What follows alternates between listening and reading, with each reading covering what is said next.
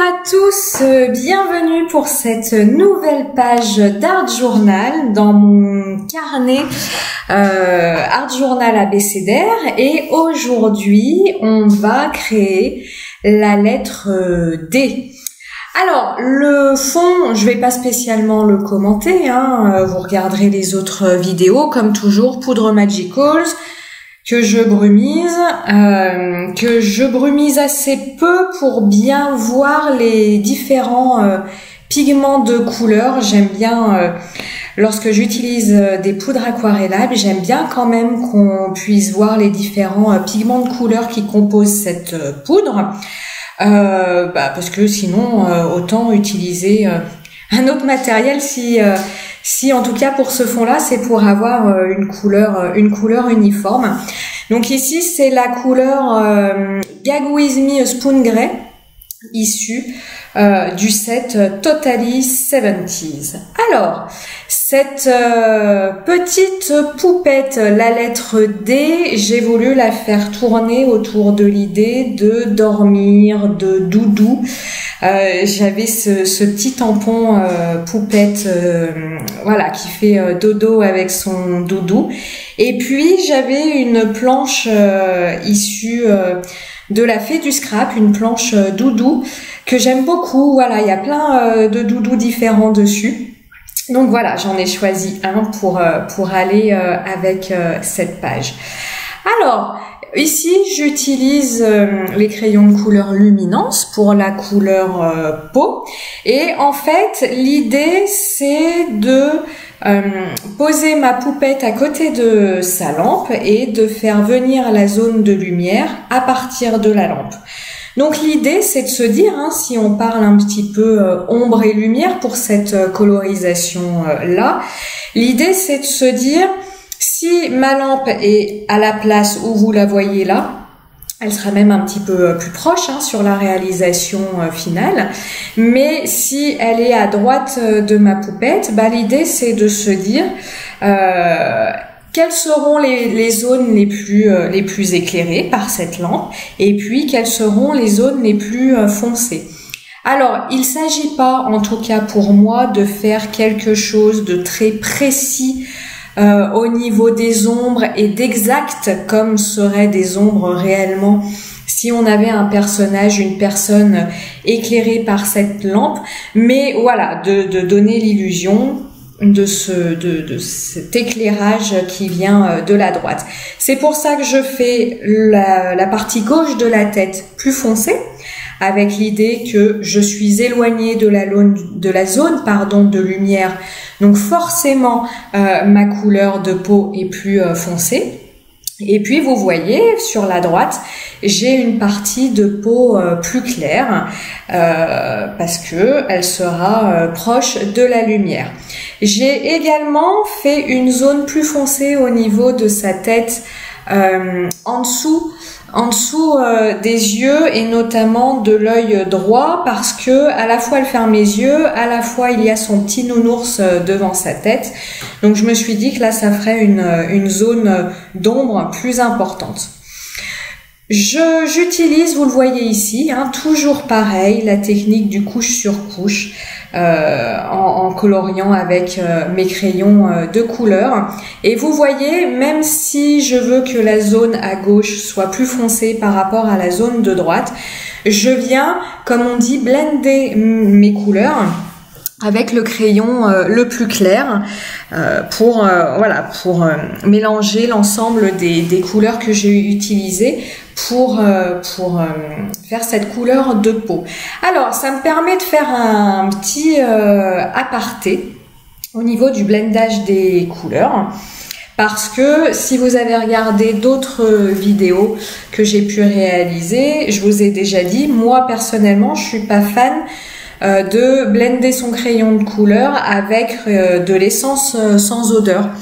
Je suis pas fan du résultat et je suis pas fan de l'outil. J'ai un problème avec l'essence sans odeur.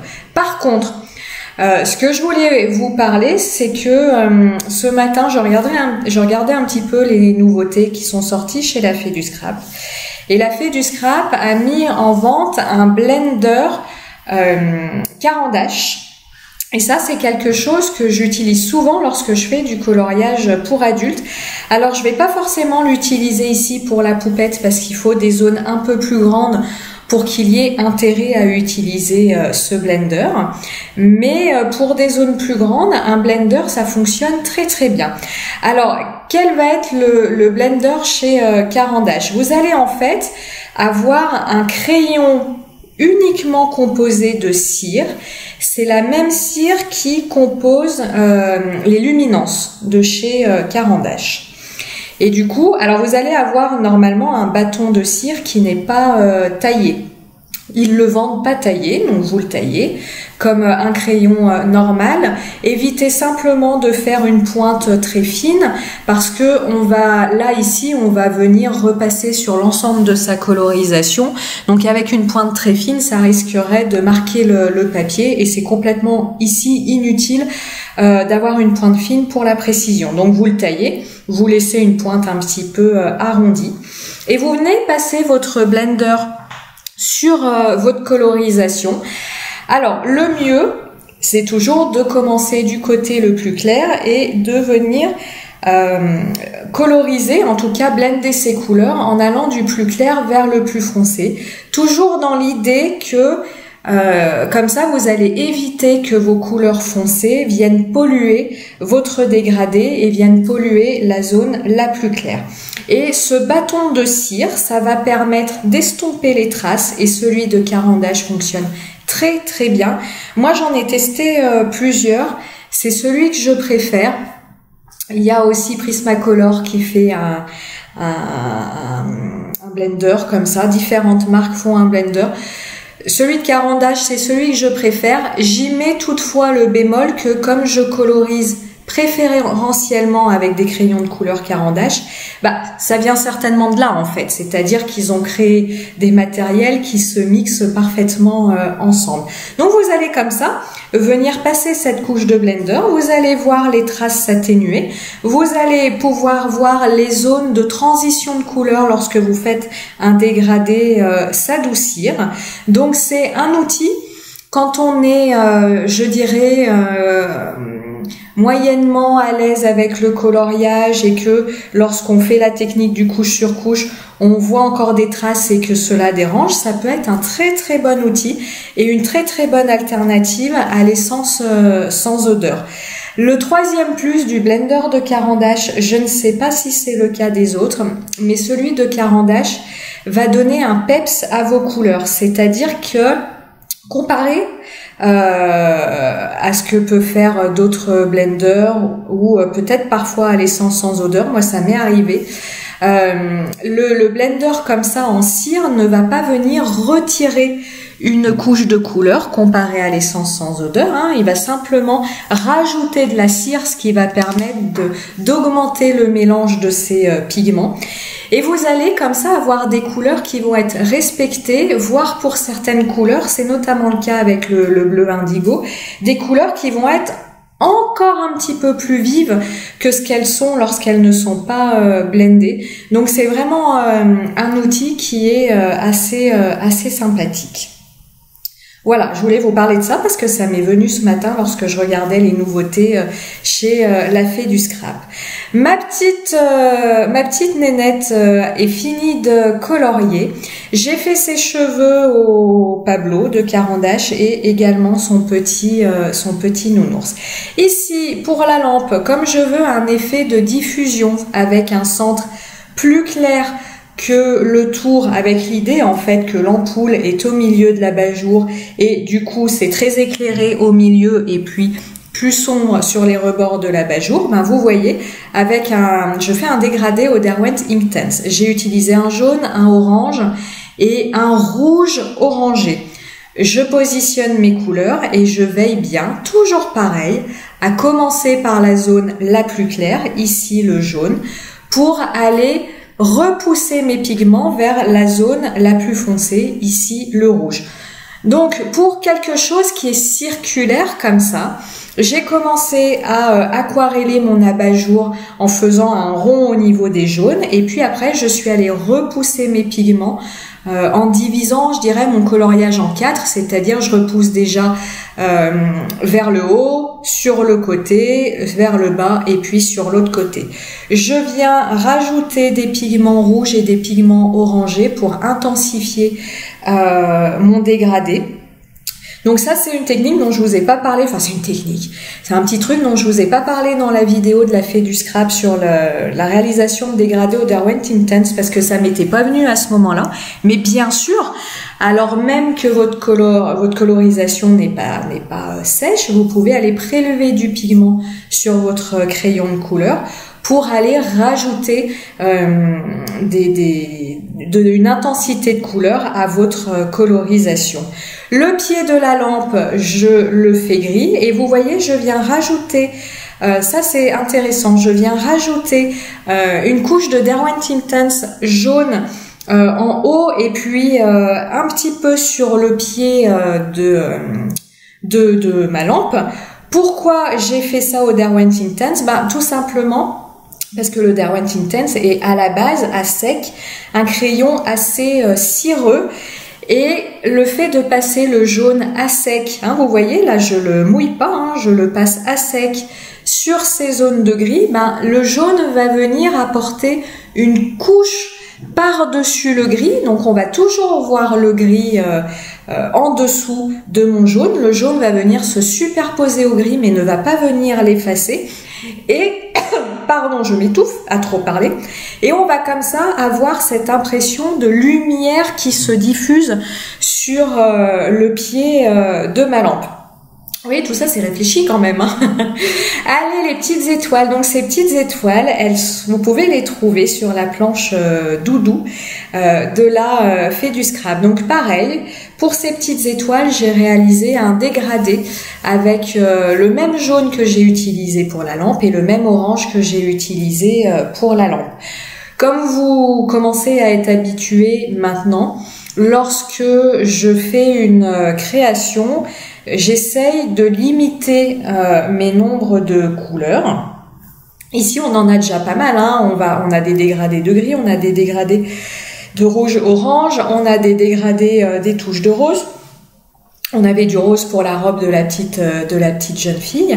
Mais je vais comme ça, on va dire, mettre une dizaine de crayons devant moi et je vais essayer de les mixer leur combinaison, mixer leur emplacement pour avoir comme ça un nombre de couleurs que je vais appeler assez restreint et pas avoir l'impression d'une page, comment on peut dire, un petit peu brouillon, un petit peu fourre-tout. J'ai dans ma tête, en fait, ça se passe comme ça. C'est soit je vais faire le choix de faire une page qu'on va appeler arc-en-ciel et dans ces cas-là, je sors tout et je mets toutes les couleurs et on y va. Soit, et c'est plus souvent le cas parce que c'est ma façon de faire, dans les coloriages que je peux faire voilà, les coloriages pour adultes, et puis c'est aussi ma façon de faire pour l'art journal. Je vais choisir un combo couleur de base. Donc ici, j'ai choisi tout ce qui va du orange au rouge en passant par le rose et le gris. En se disant bien que, par exemple, la couleur des cheveux, le marron, c'est une couleur plutôt neutre, donc celle-là, elle va pas rajouter une couleur comme l'aurait fait le violet ou comme l'aurait fait le vert. Donc, je choisis ces couleurs-là. À l'intérieur du rose, je vais aussi choisir, est-ce que je pars plus sur le rose très clair, est-ce que je pars sur le rose fuchsia, est-ce que je pars sur le rose violet. Ici, j'ai plutôt choisi de partir sur le rose qui a ses rose fuchsia, qui a ses limites avec le orangé. Toujours pareil, pour rester dans des couleurs harmonieuses.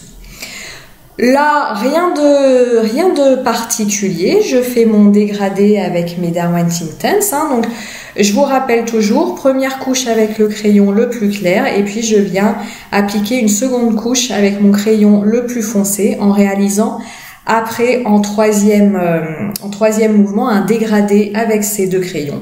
Et puis, je viens aquareller le tout en commençant bien par la zone la plus claire pour repousser mes pigments vers la zone la plus foncée. Vous voyez, ça c'est quelque chose que je ne vous ai pas forcément dit dans les précédentes vidéos.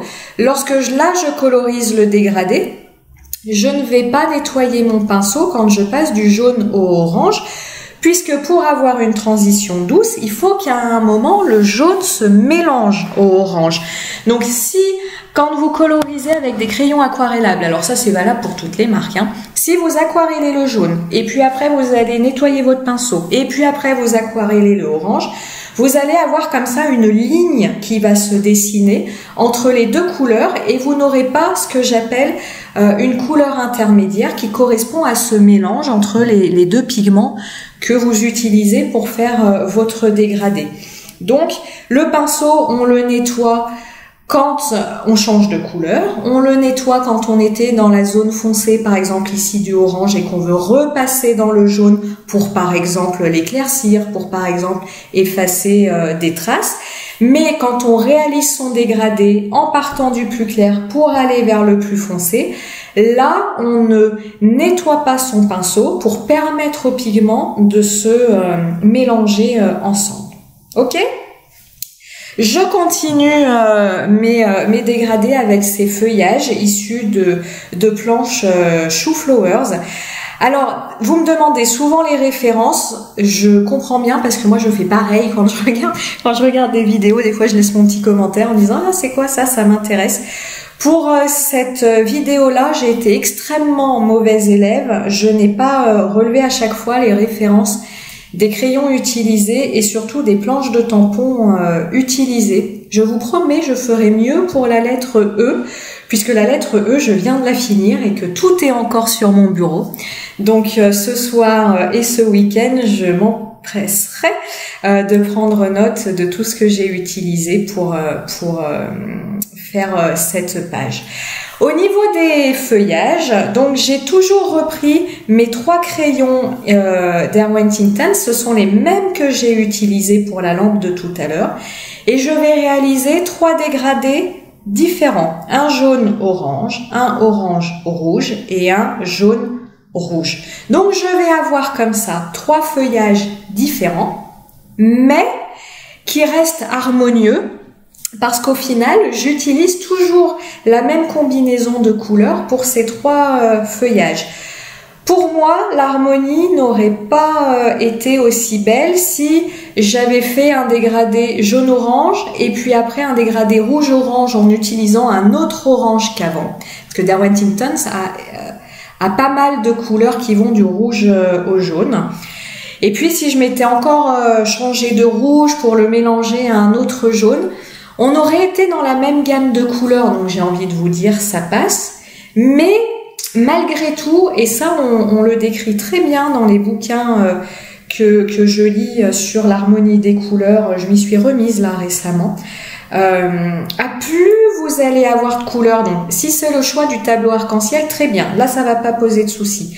Mais quand vous faites le choix de réfléchir avant à une palette de couleurs, mais que dans cette palette de couleurs, vous allez utiliser tous les jaunes de l'univers, le jaune citron, le jaune indien, le jaune ocre, etc., etc. Vous allez utiliser tous les rouges de l'univers, tous les oranges de l'univers.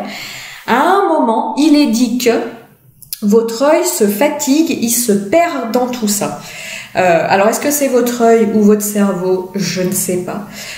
Mais du coup, le fait, comme je vous dis, de combiner comme ça les mêmes crayons, on a des feuillages différents, mais quelque part, on reste vraiment dans la même harmonie et on a quelque chose qui est plus harmonieux. Je ne saurais pas vous trouver un autre mot.